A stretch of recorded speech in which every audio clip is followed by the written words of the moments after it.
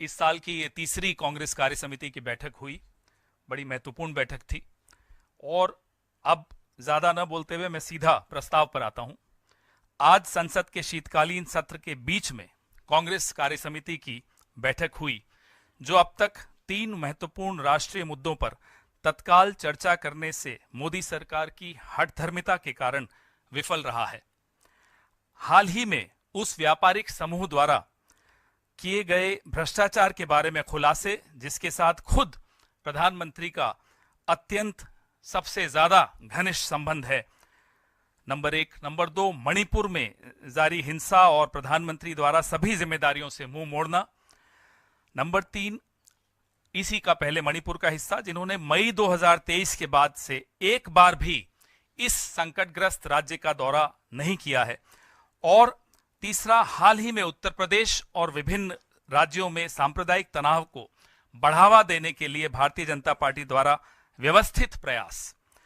पूजा स्थल विशेष प्रावधान अधिनियम 1991 के अक्षरशः और भावना के प्रति अपनी दृढ़ प्रतिबद्धता को दोहराने के बाद, जिसका भारतीय जनता पार्टी द्वारा बेशर्मी से उल्लंघन किया जा रहा है, कांग्रेस कार्य समिति ने 4 विधानसभा चुनावों के परिणामों के बाद भारतीय राष्ट्रीय कांग्रेस के सामने आने वाली चुनौतियों पर भी चर्चा की।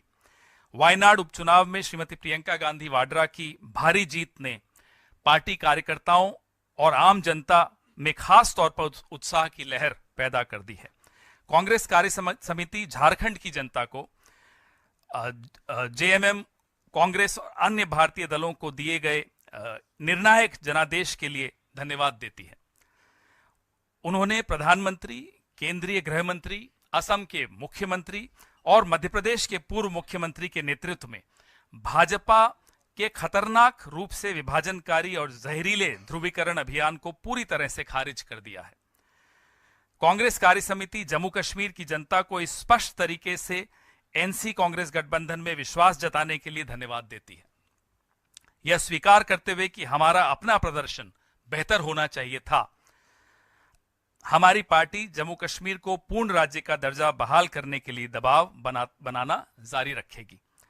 कांग्रेस कार्य समिति यह भी स्वीकार करती है कि हरियाणा में पार्टी का प्रदर्शन सभी उम्मीदों के विपरीत रहा है। बहुत सरल शब्दों में कहें तो कांग्रेस को राज्य में भारी अंतर से सरकार बनानी चाहिए थी, लेकिन ऐसा नहीं हुआ।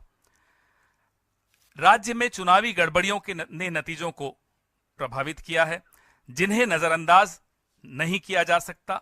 और कांग्रेस कार्य समिति यह भी स्वीकार करती है कि महाराष्ट्र में पार्टी का प्रदर्शन और वास्तव में हमारे एमवीए सहयोगियों का प्रदर्शन समझ से परे है और वास्तव में चौंकाने वाला भी है।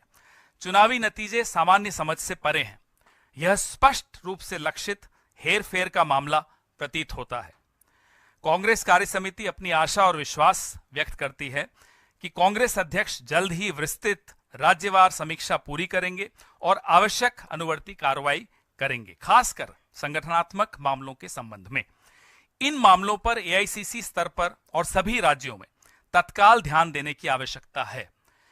कांग्रेस कार्य समिति सभी स्तरों पर कांग्रेस के संगठन से इस मोड़ पर अधिकतम शक्ति और दृढ़ता को जुटाने का आह्वान करती है। निराश होने या घबराने की कोई जरूरत नहीं है। पहले से कहीं अधिक एकता और अनुशासन की आवश्यकता है। भारत जोड़ो यात्रा, भारत जोड़ो न्याय यात्रा और लोकसभा चुनाव अभियान के दौरान पार्टी ने लोगों के सामने जो मुद्दे रखे थे, वे हमारे देश के लोगों के लिए दैनिक चिंता के मुद्दे हैं। पार्टी को अपने नैरेटिव को लगातार मजबूत करना चाहिए। इसमें पूर्ण सामाजिक न्याय सुनिश्चित करने के लिए जाति जनगणना, अनुसूचित जातियों, अनुसूचित जनजातियों और ओबीसी के लिए आरक्षण पर 50% की सीमा को हटाना, राजनीतिक संरक्षण के माध्यम से अर्थव्यवस्था में बढ़ते एकाधिकार पर नियंत्रण और निरंतर मूल्य वृद्धि और बढ़ती बेरोजगारी शामिल है। अंत में सीडब्ल्यूसी का मानना है कि पूरी चुनाव प्रक्रिया की अखंडता से गंभीर रूप से समझौता किया जा रहा है। स्वतंत्र और निष्पक्ष चुनाव एक संवैधानिक जनादेश है, जिसे चुनाव आयोग की पक्षपातपूर्ण कार्यप्रणाली द्वारा गंभीर सवालों के घेरे में लाया जा रहा है। समाज के कई वर्ग निराश और बेहद आशंकित हो रहे हैं। कांग्रेस इन जन चिंताओं को एक राष्ट्रीय आंदोलन के रूप में उठाएगी। धन्यवाद।